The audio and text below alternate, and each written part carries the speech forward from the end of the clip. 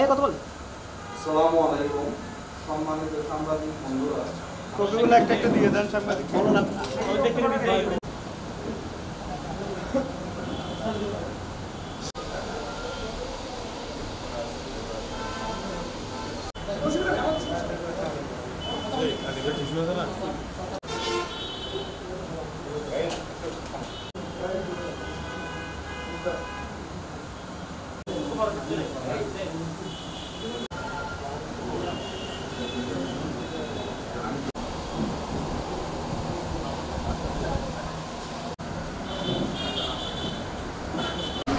প্রিয় সাংবাদিক ভাইয়েরা, যুবলীগ নেতা খোরশেদ একজন আওয়ামী লীগের পদধারী নেতা।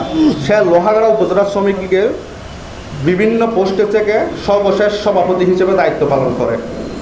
এছাড়া আওয়ামী লীগের অঙ্গ সংগঠনের বিভিন্ন দায়িত্ব সে পালন করে।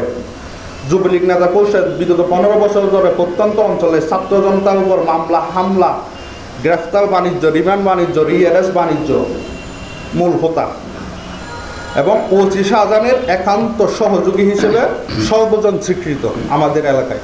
আওয়ামী ফ্যাসিবাদীদের ফালানোর পরে বৈষম্য বিরোধী ছাত্র আন্দোলনের হামলাকারীদের বিরুদ্ধে যে মামলা হয়েছে, খোরশেদ প্রায় 4-5টা মামলার আসামি। উনি কয়েকটা মামলায় জামিন নিয়ে, আমি যতদূর জানি, বের হয়েছে, কিন্তু আরও কয়েকটা মামলায় জামিন নিতে পারে নাই।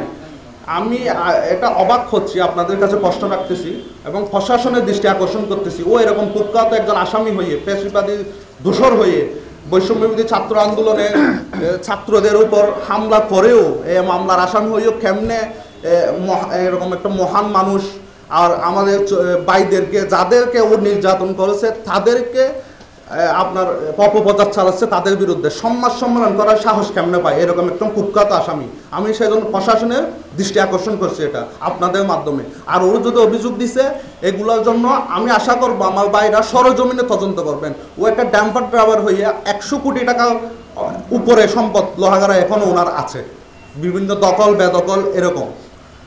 আর এখন আমি আমার ভুক্তভোগী উনি আর কি, রায়ান এন্টারপ্রাইজের যে দখল করেছে উনি, ওনার আগে মার্কেট ছিল, এটা আমাদের এলাকার মুরব্বী, প্রবীণ মুরব্বী, ওনার বক্তব্য শুনেন। ওনার কাছে সব প্রমাণ আছে আগে কীরকম মার্কেট ছিল এবং ও বাদশাকালের ওসি শাহজাহানের খবর কাটিয়ে কেমনে এটা দখল করেছে। উনি আমার পাশে আছে, উনি বল।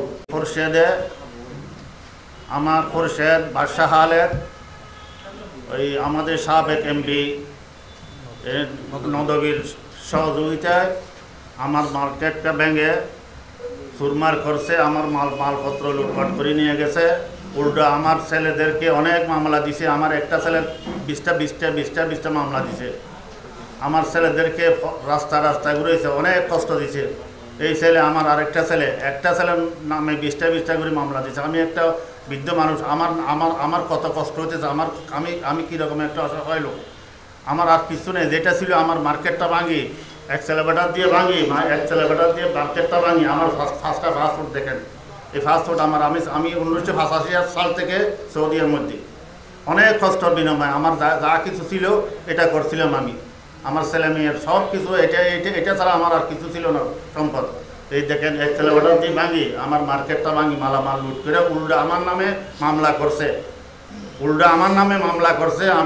আমি এর মালামাল লুট করছি, এর মার্কেট ভাঙছি। দেখেন প্রমাণ, দেখেন এই যে দেখেন প্রমাণ এখানে আছে, দেখেন আপনারা দেখেন, সব প্রমাণ আছে এখানে।